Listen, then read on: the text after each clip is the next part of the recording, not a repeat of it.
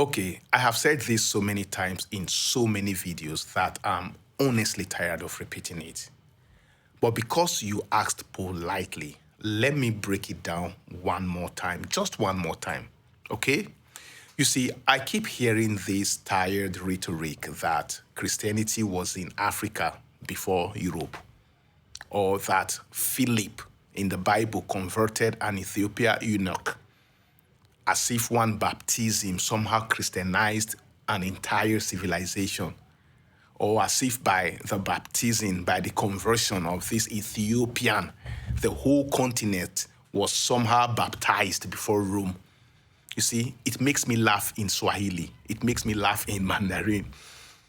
Anyways, let's clean this up before someone gets hurt by bad history. Okay? Let's start with the word or name Ethiopia. First, there was no country called Ethiopia in the first century. None, zero. The word Ethiops in Greek simply meant a dark-skinned person from the regions of Egypt.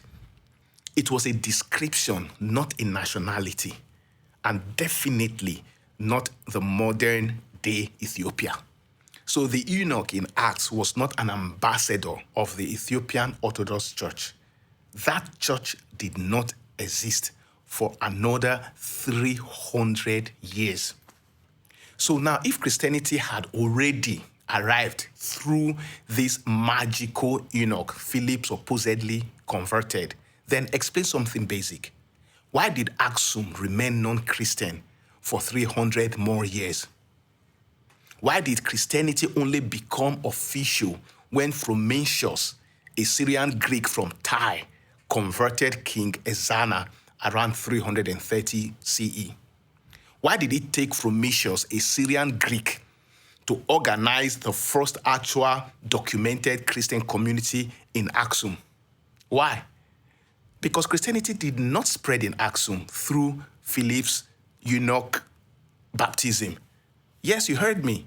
It spread through Frumentius long after Constantine had legalized Christianity in the Roman Empire.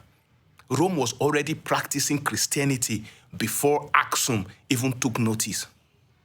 So whatever was happening in Aksum was downstream of Roman Christianity, not the other way around. You see? So this rhetoric of Christianity began in Ethiopia before Europe is lazy. And honestly, it exposes how unread most Christians are, African Christians. And this idea that the oldest Bible is in Ethiopia, so Christianity must be indigenous to Africa. No. A preserved manuscript is not a passport. It means Ethiopia protected its text well. Nothing more. Manuscripts don't rewrite the timeline. And Ethiopia did not spread Christianity to West Africa, Central Africa, or anywhere my ancestors lived. When Christianity reached us, it came with priests, colonial flags, ships, and whips. Now, let me add this. Let me add something most of you always avoid. This whole Ethiopian eunuch Christianity came before Europe narrative didn't come from evidence. It came from pain. Africans are trying to de-Europeanize a religion that arrived in many parts of the continent with violence and brutality. When a religion is tied to whips, chains, forced conversions, stolen childhoods, and colonization, people look for a way to wash it clean. They detach it from Europe and repent it as African. It's a survival instinct, an emotional repair mechanism, something I call religion laundry. But emotional repair is not historical facts. Now, before I end this video, let me be clear so nobody twist my words again, okay? I have never denied anyone the right to their faith. No. What I challenge is the monopoly on truth. The idea that one belief system has the right to silence every other perspective. So I have no problem if you want to hold on to your faith, or if any faith is the hill you want to die on, fine. But do not think that you have the right to silence every other person who do not hold your faith.